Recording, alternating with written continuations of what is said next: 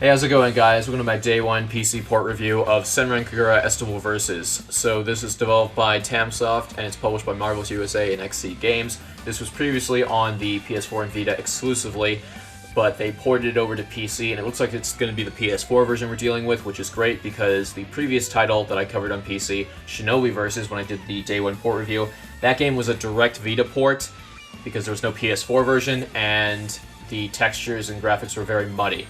Here, as you can obviously see, the textures are very bouncy and jiggly. Anyway, let's head on over to the options menu. So the game is available in only Japanese for audio right now, but you can play it with English subtitles, which is nice, and it's about a 10 gigabyte download. It supports multiplayer, Steam achievements, Steam trading cards, partial controller support, and Steam Cloud. So you have separate volume sliders over here, and you can pick one of the girls to narrate over the menus. Control options. Now this is where the game commits the first sin. So, key bindings. Okay, fully rebindable keys, and you can even use the mouse too. That's great. So there's full mouse control in the menu, but not in-game. So you cannot use the mouse to control your camera. They did the exact same thing in Shinov Versus, which really bothered me. Anyway, now you're reading this right over here. Numpad for camera up and down. So the game's default bindings are pretty terrible, to say the least. And that's a bit of a problem, especially for people who have 60 or 80% keyboards, because they don't have a numpad. And if you're using a 60% keyboard, you don't have arrow keys either, which is what the game is also using. It's using the arrow keys, so it's just pretty much copy-pasting the D-pad over to the arrow keys. And right now, you cannot select your lock-on target. You can lock on, but you can't toggle lock-on. It seems like they forgot to add that in. That was in the PS4 and the Vita version. It's not here. So that's incredibly weird. You also use K and L to confirm and go back, despite what that little prompt down there on the right says. Yeah, as you can tell, the game uses Xbox 360 prompts despite being a PS4 game. I don't know, but that is a little confusing. It does, at least in the tutorial, tell you the replacement buttons for the touchpad that you use on the PS4 and the Vita versions. But here, yeah, it's a bit of a problem, especially considering the tutorial, the way it does it is, it's like, okay, here are all the buttons you need to press, and you need to do this 3 times, like a combo. You need to do this combo 3 times before you can proceed. But the problem is it does that in the gamepad prompts, and if you're using a keyboard and mouse, you're going to be there all day trying to figure out how to do the combo to progress the game. So, yeah, that's a pretty big issue. And it's a shame because they already had an attempt with the PC port previously of Shinov Versus, and for them to just be like, oh yeah, just still don't include mouse and keyboard, or excuse me, proper mouse and keyboard. It does support that, but just poorly. Now, thankfully, it does go beyond 1080p here. You have windowed, borderless, and full screen mode, which is nice. Variety of resolution options right there. So, that's not too bad. Language, English, shading, outlines, and anisotropic filtering, anti-aliasing, VSync. Frame rate limit, you're noticing there's not a lot of options here, which is unfortunate. The game does run well, at least for a system like mine. It should, an R9 390 with a 4790K. The frame rate, unfortunately, is locked at 60, but again, it does run fairly well. Now, there is an issue with frame pacing and some graphical issues that I've noticed, but we'll talk about that in a bit. Select a mission here. So if you want to check out my full impressions of the game and how it plays, you know, I'll give you a brief rundown here, but you can check that out in my PS4 video where I covered it, because we're honestly going to be looking at the PC port here. Now, the game does suffer in a way for being on Steam. So, the game has a very slow build-up in that the game is slowly building up the tutorials, the characters, and the dialogue, and once you get, you know, it's going to grow on you, right?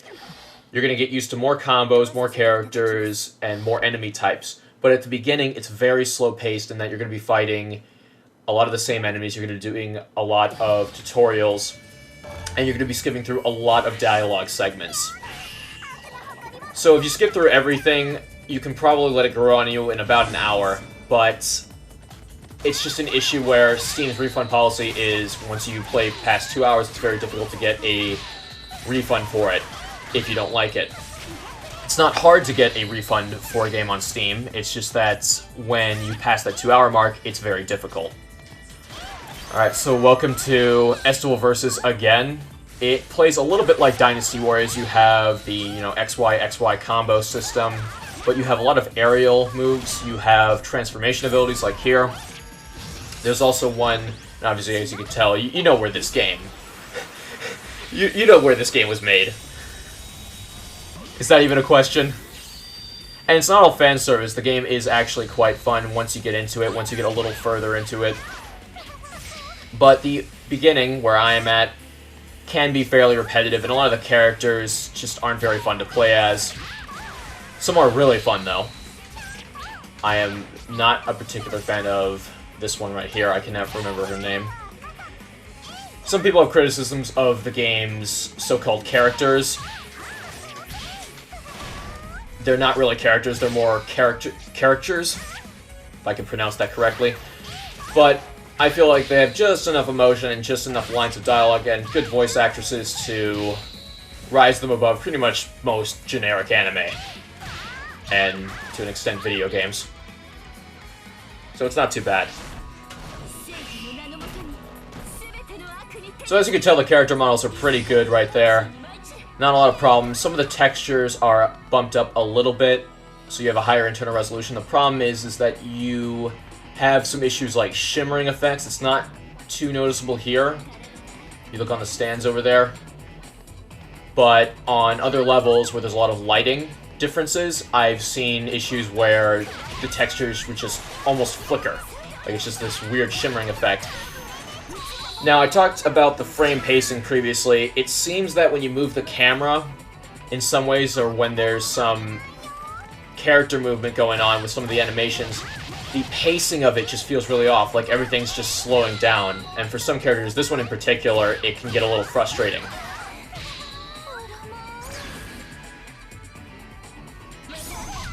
Again, Japan. And once again, if you like Dynasty Warriors, which is fairly repetitive but still very enjoyable, and you don't mind it taking out a lot of the objectives and some of the cooler things that made Dynasty Warriors unique, in favor of a more arena-based style of combat with more combos and items and enemy types, well, I think you'll like this game a lot. And if you at all like Shinobi Versus, this game is a massive improvement. It doesn't feel like you're getting stun-locked all the time. The animations are fairly fluid, if I can actually demonstrate them here, because I'm absolutely horrible. But the PC port is mixed for me. If you're using a controller, and if you like Dynasty Warriors, or the previous Senran Kagura games that were like this, I think you'll have a good time. But if you are using a keyboard and mouse and you don't have a controller, I would avoid this game for now, until you get one, or until they fix it, which I doubt they will. If they fix it, good on them. But I'm just saying, it's really unacceptable, especially if you have a 80% keyboard. Because you're going to need to control the cameras with the cameras, what? Plural. The camera with the numpad, which is annoying. You can do the side-to-side thing that Dynasty Warriors does with the camera, but the problem is it doesn't have a good auto-centering feature, so it's a bit of a pain, and it's a shame because I really like this game, despite it being, really fan-servicey, but it's a lot of fun.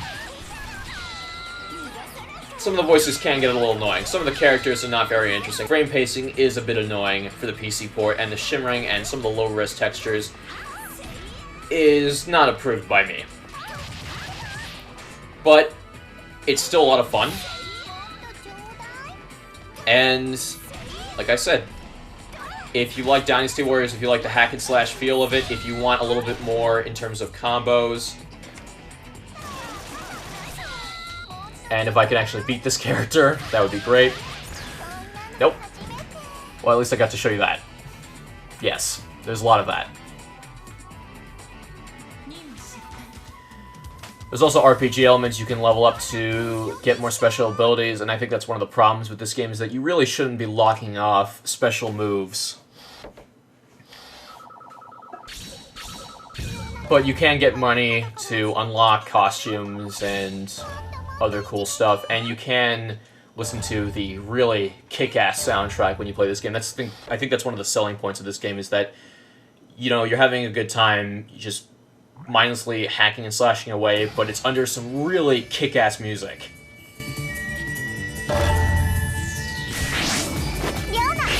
But the PC port does have its issues. It's going to be up to you if you think it's going to be worth it. But I do highly recommend a gamepad. Anyway, guys, thank you very much for watching. I'll see you next time. I'm out.